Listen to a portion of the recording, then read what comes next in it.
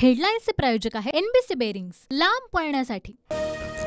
मनोज जरांगे आज रायगड दौऱ्यावर। मराठवाड्यातील एकही मराठा आरक्षणाशिवाय राहणार नाही, दौऱ्यापूर्वी मनोज जरांगेंचं आश्वासन।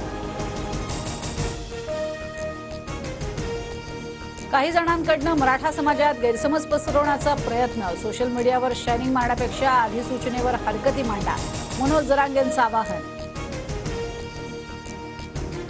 दुसऱ्यांच्या अन्नात माती कालवण्याची काहींना सवय, मनोज जरांगेंची भुजबळांवर टीका। तर सरकारसोबत तह झालेला नाही तर आरक्षणाबाबत कायदा झाला, जरांगेंचं वक्तव्य। मराठा आरक्षणासंदर्भातील अधिसूचनेबाबत आज नारायण राणेंची पत्रकार परिषद, सरकारच्या निर्णयाशी राणे असहमत। मराठा सर्वेक्षणासाठी मुंबईतील 28 लाखांहून अधिक घरांना पालिका कर्मचाऱ्यांची भेट, 2.5 लाखांहून अधिक घरांचा सर्वेक्षणाला नकार, तर 5 लाखांहून अधिक घरं बंद। भुजबळांच्या नेतृत्वातल्या बैठकीत कोळमी प्रमाणपत्रांना स्थगिती आणि शिंदे समिती रद्द करण्याचा ठराव। 3 फेब्रुवारीला नगरमध्ये मेळावा, तर महाराष्ट्रात यात्राही काढणार। मराठा आरक्षणाच्या अधिसूचनेवरून ओबीसी नेत्यांमध्ये मतभिन्नता, छगन भुजबळांच्या भूमिकेला समर्थन नाही, बबनराव तायवाडेंचं वक्तव्य।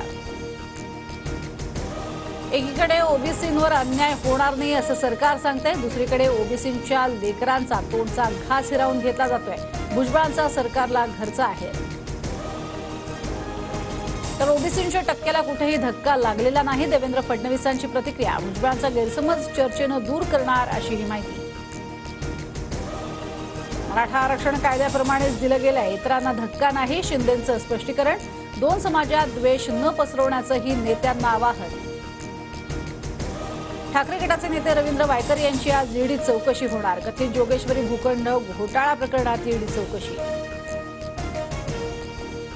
राष्ट्रवादी आमदार अपात्रता प्रकरणी आज सुनावणी, विधानसभाध्यक्षांसमोर आज सुनावणी होणार, तर सुप्रीम कोर्टातही जयंत पाटलांच्या याचिकेवर सुनावणी होणार।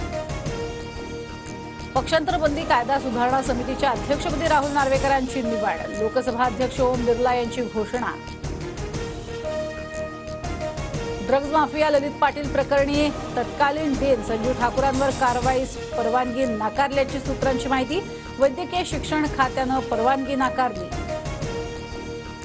पुण्यातील गुंड शहर चालकांचा चांगला प्रतिसाद, अटल सेतूवरून 10 दिवसात 3,09,034 वाहनं, त्यातून 6,15,23,000चा महसूल, MMRDAची माहिती। पुण्यात थंडी, भिवंडीमधील काही भागात आज पाणी पुरवठा बंद राहणार, पुढील 1 ते 2 दिवस कमी दाबानं पाणी पुरवठा, महापालिकेची माहिती। धुळे कृषी उत्पन्न बाजार समितीमध्ये कांद्याला प्रति क्विंटल 150 ते 400 रुपयांचा दर, लागवडीचाही खर्च निघत नसल्यानं शेतकरी हवालदिल। नितीश कुमार 9व्यांदा बिहारच्या मुख्यमंत्रीपदी, तर भाजपकडनं सम्राट चौधरी आणि विजय सिन्हा यांनी घेतली उपमुख्यमंत्रीपदाची शपथ। इंडिया आघाडी तालमेल नसल्याची प्रतिक्रिया।